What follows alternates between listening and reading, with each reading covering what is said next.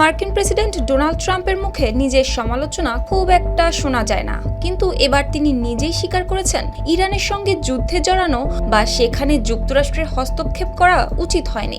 এদিকে বছরের পর বছর যে ট্রাম্প ইরানকে কড়া ভাষায় আক্রমণ করে এসেছেন, তার মুখে এবার এমন মন্তব্য শুনে অনেকেই বিস্মিত। বিশ্লেষকদের কাছেও এটি যেন ভূতের মুখে রাম নাম। কাতার ভিত্তিক সংবাদ মাধ্যম আল জাজিরা জানায়, ফক্স নিউজকে দেওয়া এক সাক্ষাৎকারে ট্রাম্প বলেছেন, মধ্যপ্রাচ্যে যুক্তরাষ্ট্রের অনেক সামরিক অভিযান নাকি ভুল ছিল। এমনকি ইরাক যুদ্ধের প্রসঙ্গে টেনেও তিনি বলেন, সেখানে যুক্তরাষ্ট্র এমন একটি পরিস্থিতি তৈরি করেছিল যা শেষ পর্যন্ত ভালো হয়নি কারো জন্য। ট্রাম্পের ভাষায়, ইরাকে আমরা যা করেছি তা ছিল চরম বোকামি। সত্যি বলতে শুরুতেই আমাদের সেখানে যাওয়া উচিত হয়নি।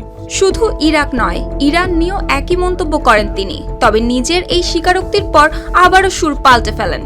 তার দাবি, ইরানেও আমাদের থাকা উচিত ছিল না, তবে ইরানের সেই সক্ষমতা রয়েছে। আমরা যদি 9 মাস আগে তাদের উপর B-2 বোমারু বিমান দিয়ে হামলা না চালাতাম, তবে এতক্ষণে তারা পারমাণবিক অস্ত্র তৈরি করে ফেলত এবং পরিস্থিতি সম্পূর্ণ ভিন্ন হতো।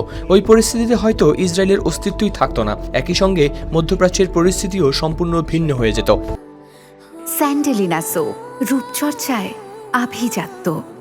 সাক্ষাৎকারে ট্রাম্প আরও দাবি করেন, যুক্তরাষ্ট্র ইচ্ছাকৃতভাবে ইরানের সামরিক বাহিনীকে লক্ষ্যবস্তু করেনি। তারা চরমপন্থী ছিল এবং হুমকি তৈরি করছিল।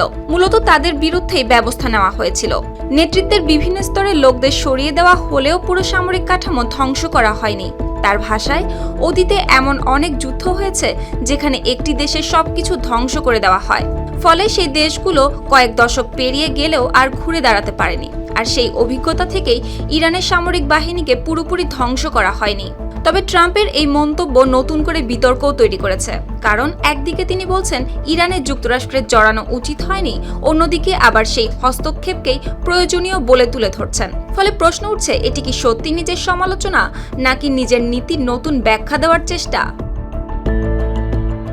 সুপ্তি রায়, RTV।